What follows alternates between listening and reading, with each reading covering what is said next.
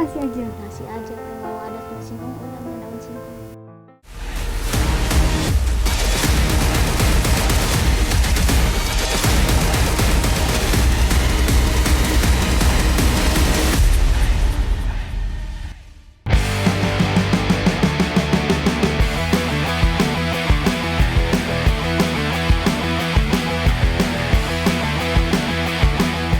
Ini dia reptil terbesar di bumi dan dijuluki dengan hewan berdarah dingin yang paling kuat.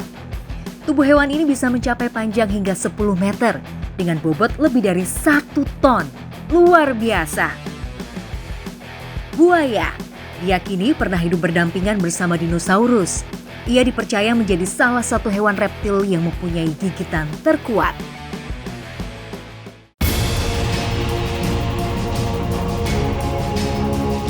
Ia juga mampu melompat loh pemberani. Dengan kekuatan ekornya, ia bisa mendorong badannya vertikal ke atas hingga 2 meter. Dahsyat! Saat melompat seperti ini, tubuhnya akan ikut bergerak agar bisa mendorong lebih maksimal. Buaya juga menjadi salah satu reptil yang jago berenang. Selain kencang saat berlari di darat, buaya pun sangat pandai di dalam air. Luar biasa jagoan di darat maupun di air. Biasanya saat ia berenang, buaya ini akan mengibaskan ekornya ke kiri dan ke kanan, dan kaki belakang yang berselaput untuk mengarahkan gerakan. Ia memiliki rahang yang sangat kuat dan dapat menggigit dengan kekuatan yang luar biasa. Tekanan gigitannya pun tak kurang dari 5.000 pounds per square inch atau setara dengan 315 kg per sentimeter persegi. Giginya yang tajam dan runcing berguna untuk memegangi mangsanya dan menariknya dengan kuat ke dalam air. Di daerah Cibarusah, Bekasi, terdapat tempat wisata penangkaran buaya dan beragam atraksi, yaitu Taman Buaya Indonesia.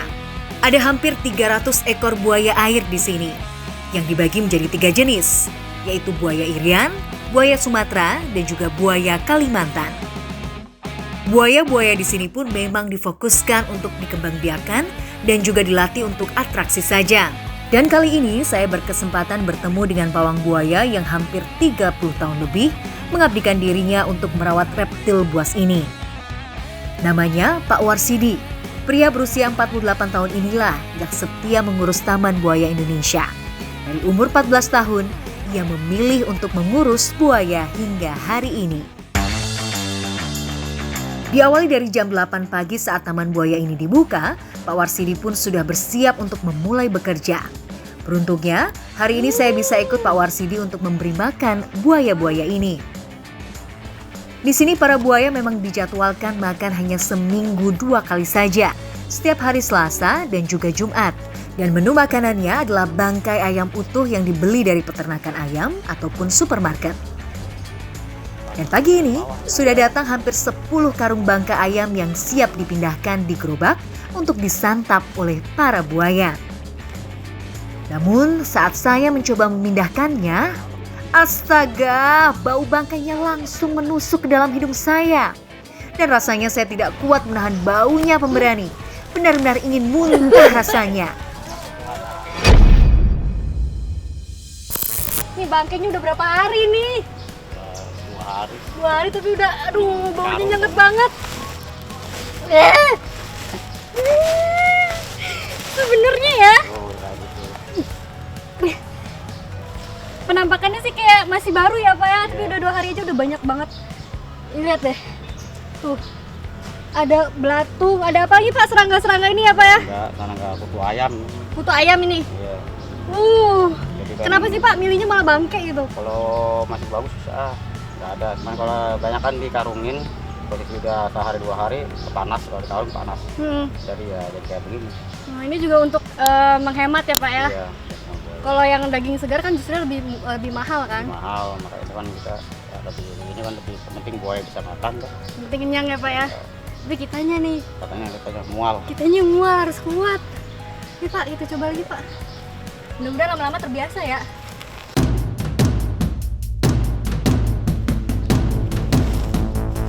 Melihat banyaknya serangga yang menjijikkan ini, rasanya saya ingin mundur pemberani. Apalagi ditambah baunya yang menempel di hidung. Benar-benar gak kuat. Tapi melihat semangat Pak Warsidi, saya tidak boleh kalah dengan beliau. Biasanya Bapak ngasih makan berapa banyak? Paling banyak Untuk satu kolam ya? satu kolam Heeh.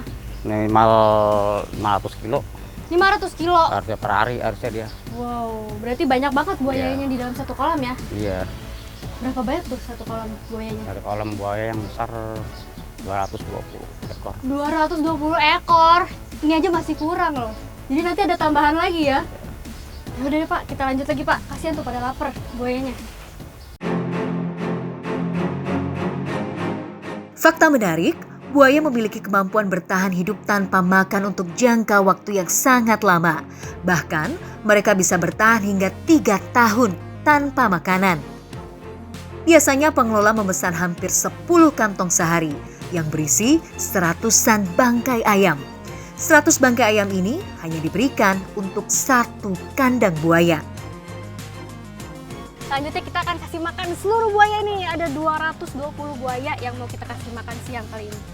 Ayo Pak, tinggal dilempar aja. Pegang apanya nih kalau lebih enaknya nih? Kaki ya? Nah, mana yang kelihatan lapar ya? Udah pada lapar kalian semua? Tuh yang itu tuh kayaknya tuh. Udah lapar banget. Nganganya paling gede. Oi!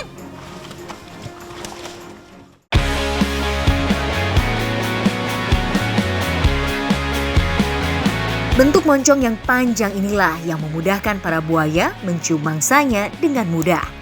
Jenis buaya yang sedang saya beri makan ini adalah buaya Sumatera. Mereka adalah salah satu spesies buaya air tawar yang panjangnya bisa mencapai 5 meter. Ini kalau telat dikasih makan, nanti reaksinya gimana Pak? Agresif, lebih agresif, apa jadi stres gitu kalau kita telat ngasih makan sehari misalnya? Kalau kasih makan sehari 2 hari ya berantem terus tuh. Oh berantem, makanya tuh kita harus perhatikan juga waktu makan buaya jangan sampai kita tunda-tunda. Kalau enggak dia jadi stres, terus akhirnya saling berantem, nanti luka, kan kasihan. Iya Pak. Setelah merasa cukup, kami bergeser ke arah kandang buaya yang lainnya, yaitu buaya Kalimantan.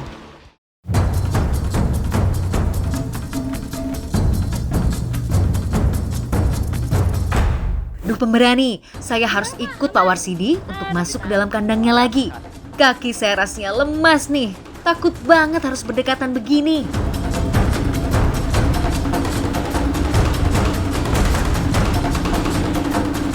Caranya buaya biar mangsanya itu ya nggak tahu kalau dia pengen dimakan. Biasanya buaya tuh diem dulu. Jadi orang kan, jadi si mangsanya lewat aja.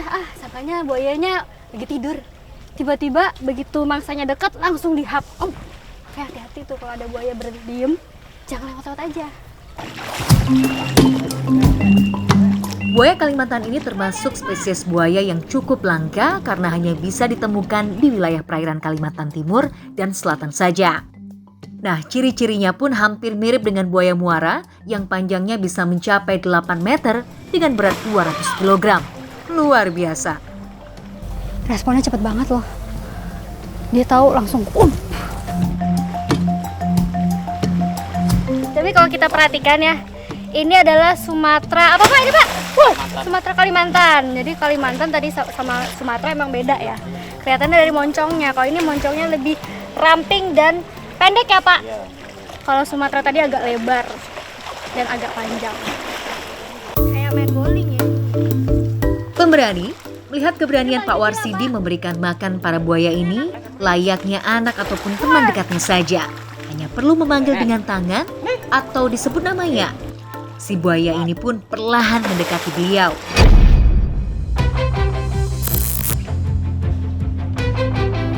Oh ya pemberani, di sini pun ada 2 buaya irian yang tersisa. Dengan bobot lebih dari 1 ton, buaya ini menjadi salah satu buaya terbesar di Taman Buaya ini.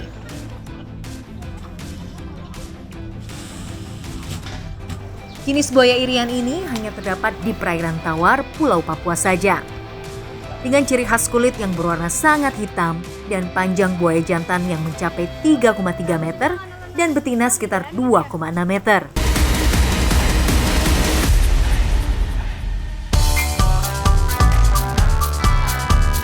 Persediaan ayam di gerobak sudah habis. Sekarang waktunya kami akan masuk ke dalam kandang besar untuk menyapu sisa-sisa daun kering yang berjatuhan. Jadi habis itu kita bersihin kandang buaya. Tapi sebelumnya Namun sebelum kami masuk ke dalam kandang, saya diberi daun sirih terlebih dahulu nih oleh Pak Warsidi. kenapa Pak? Harus makan itu udah buat sarap dari dulunya. Oh jadi ini dari zaman dulunya kalau pawang-pawang ingin masuk ke kandang buaya, katanya sih biar aman, biar buayanya nggak mendekati, Iya. makan daun sirih. Tapi ini nggak ada magic-magicnya Pak ya? Nggak ada. Ujungnya aja nggak apa-apa? Langsung di Digigit aja, ditelan. Semua kalau makan juga. Kameramen. Makan, ayo. Makan, satu-satu. Ayo, makan. Potong nggak apa-apa makan. Namanya nggak apa-apa sana. Kameramennya pada makan. Ini syarat. Doain ya, biar kita tuh nggak ada kenapa-napa tuh di dalam kandangnya. Enggak mau pakai satu. Harus bersih. Oke, kita siap untuk bersih-bersih. Nah, saatnya kami masuk ke dalam kandang. Waduh, masih di pinggiran kandangnya saja, rasanya campur aduk banget. Saya merinding dan takut bercampur di sini.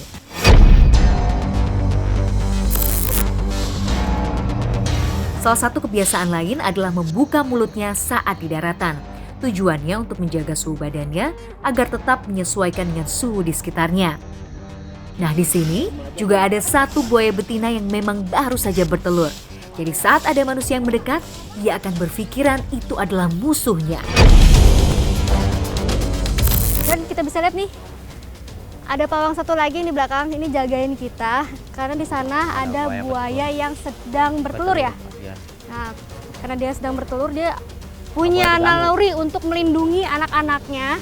Makanya kalau kita mendekat ke situ, lebih baik jangan. Takutnya dia malah ingin menerkam kita. Makanya dijaga tuh sama bapak yang di belakang. Ya Pak, kita buru-buru Pak, biar gak ganggu yang lagi bertelur tuh. Tapi kalau bertelur Pak, biasanya berapa banyak Pak telurnya Pak? Satu buaya ada 50 butir normalnya. 50 butir. Pak, itu lagi sakit Pak? Salah satu kesulitan Pak Warsidi menjaga para buaya ini yaitu saat musim kawin dan bertelur. Karena saat itulah para buaya akan lebih agresif dan mudah menyerang manusia. Biasanya si induk buaya betina akan menyimpan telur-telurnya di bawah gundukan tanah yang bercampur dengan dedaunan yang berjatuhan. Waktu sudah semakin siang, Pak Warsidi pun mengajak saya untuk ke tempat atraksi buaya untuk membersihkan area yang lainnya. Saat masuk pun sudah tercium aroma bau yang menyengat, mengingat banyaknya kotoran yang mereka keluarkan dan bahan pakannya adalah bangkai. Pemberani, buaya-buaya yang ada di area atraksi ini dipisahkan dengan yang lainnya ya. Alasannya karena mereka sudah terbiasa untuk dilatih dan bertemu dengan manusia ataupun pengunjung.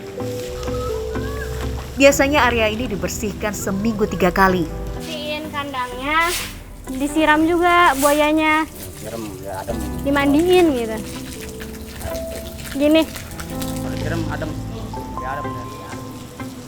Rasa cemas dan ketakutan semakin tinggi karena jarak saya dengan buaya-buaya ini benar-benar sangat dekat. Berkali-kali saya minta para pawang untuk tetap dekat dengan saya sambil terus berjaga-jaga. Di sini ada hampir 7 buaya yang dijadikan untuk atraksi. Kebanyakan adalah buaya betina karena kata Pak Warsidi, buaya betina lebih bisa diarahkan dibandingkan jantan. Atraksi ini dibuka saat acara besar saja karena melihat jumlah pengunjung yang banyak dibandingkan hari biasa. Namun saat saya sedang bekerja, Pak Warsidi pun menantang saya untuk naik ke atas badan buaya ini. Astaga, rasanya semua kaki saya lemas pemberani. Awalnya mulut buaya ini pun harus diikat menggunakan tali yang kuat. Dan nantinya si buaya ini akan memutarkan badannya sendiri. Waduh, tapi melihat adegan ini saja, saya sudah benar-benar lemas. Sesekali melihat buaya ini berontak, rasanya saya mau keluar dari sini pemberani. Namun Pak Warsidi pun memberikan kepercayaan kepada si buaya untuk bersikap tenang dengan caranya sendiri. Sekuat tenaga, Pak Warsidi mengikat mulut buaya sambil memegang mulutnya langsung untuk memberikan kenyamanan pada buaya tersebut. Fakta yang menarik pada buaya, walaupun rahang mulutnya ini sangat kuat, namun moncong dan rahang inilah salah satu bagian sensitif pada buaya. tadi dia gerak loh. Enggak udah. Aduh. Tadi Ayo. Main. Kagak. Ya Allah. Duduk di ekor Astagfirullahaladzim. Pegangnya, pegangnya, pegang. Di ekor boleh nggak? Nggak, dia langsung. Nah, dia nggak beragu, nggak bisa. Oh. Tulus punggungnya, tulus. Nah, Udah nggak kepikiran apa-apa ini.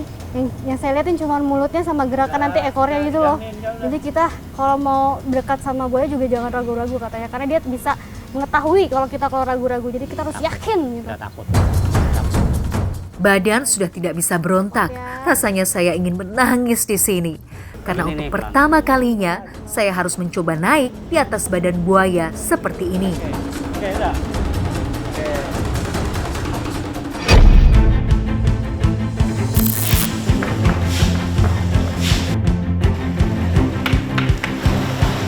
Sambil menguras kolam di dalam, saya pun diminta untuk keluar area oleh Pak Warsidi. Alasannya, karena buaya tidak terbiasa dengan bau saya. Takutnya nanti mereka merasa terancam.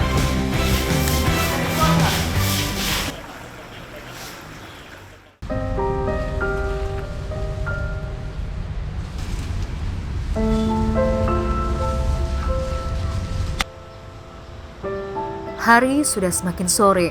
Saya pun diajak Pak Warsidi untuk ke rumahnya sambil mencicip makan siang yang dimasak istrinya. Pak Warsidi tinggal di area dalam Taman Buaya. Ia tinggal dengan istri dan kedua anaknya selama hampir 8 tahunan.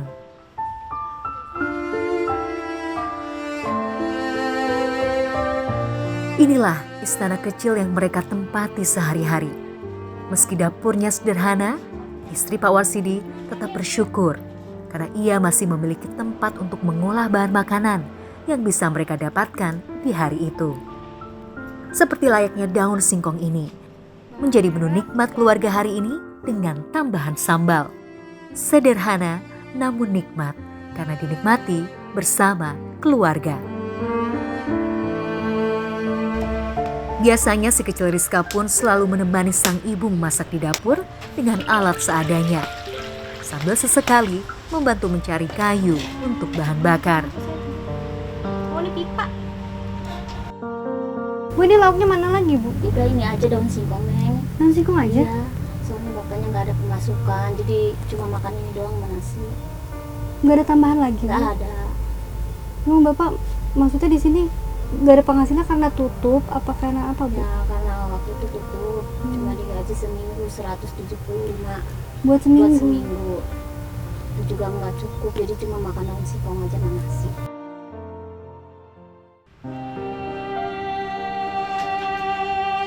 Dengan penghasilan yang didapat Pak Warsidi, sang istri pun tidak pernah berharap banyak. Ditambah pandemi yang membuat pengunjung semakin sepi, penghasilan Pak Warsidi pun semakin berkurang setiap minggunya. Kalau kayak gini anak-anak makan? Anak-anak kadang gimana? makan, kadang enggak. Anak-anak nggak makan? Enggak, paling makan mintanya sama kecap. Nasi sama kecap doang? Iya, Terus gimana? Ibu juga makannya nasi aja? nasi aja. Paling kalau ada daun singkong, udah main daun singkong. Cuma nasi sama daun singkong itu Iya. tiap hari, Bu? Ya kadang-kadang kalau ada daun singkong ya daun singkong, kalau nggak ada ya udah sama garam. Nasi sama garam? Iya, mau gimana lagi, udah nasibnya begini. Si Bu kayak ngerasa sedih nggak sih, Bu, kayak ngeliat Bapak penghasilan cuma segitu, Ibu makan cuma nasi sama garam? Ya sedih juga, sedih Neng, sebut sedih ya sedih, cuma gimana lagi, emang udah nasibnya udah kayak gini, ya udah terima aja. Namun ia selalu memberi pengertian kepada kedua buah hatinya untuk terus bersabar. Karena ia yakin sedikit rezeki yang didapat dari sang suami akan menjadi berkah yang tak terkira jika disyukuri. Akhirnya makanan pun siap. Saya dan ibu mengantarkan makanan ini untuk bapak dan anak-anak di depan. Makanan sederhana inilah yang menjadi menu andalan keluarga kecil ini. Alhamdulillah, hari ini saya bisa menikmati makan bersama mereka. Pak, kenapa sih Bapak tuh mau bertahan dengan profesi ini Pak? Padahal kan penghasilan Bapak hanya 350.000 per minggu, tapi resiko Bapak besar sekali loh Pak. Ya emang kalau karena demi kerjaan zaman sekarang zaman sulit kita cari kerja, kita mau nggak mau ya kita harus ambil risikonya. Bersyukurnya kedua anak Pak Warsidi sangat mengerti keadaan orang tuanya. Terkadang ia kerap membantu bapaknya saat bekerja, meski tak diupah. Pemberani, dari sinilah saya melihat sosok keluarga kecil yang penuh cinta dan ketulusan. Saling mengerti dan memberi semangat kepada sang ayah sebagai kepala keluarga. Pekerjaan ekstrim yang Pak Warsidi jalani memang tidak sebanding dengan upah yang ia terima. Apalagi dengan kondisi Taman Buaya yang kini semakin sepi pengunjung karena pandemi. Pemberani menjadi seorang pawang buaya memang tidak gampang, bahkan cukup ekstrim menurut saya. Karena pekerjaan ini sangat mempertaruhkan nyawa. Tidak sepadan dengan penghasilan yang didapat. Banyak pelajaran yang saya dapati hari ini. Dari kegigihan seorang kepala keluarga seperti Pak Warsidi yang rela bertaruh nyawa setiap hari demi menghidupi keluarga. Berani coba? Coba kalau berani.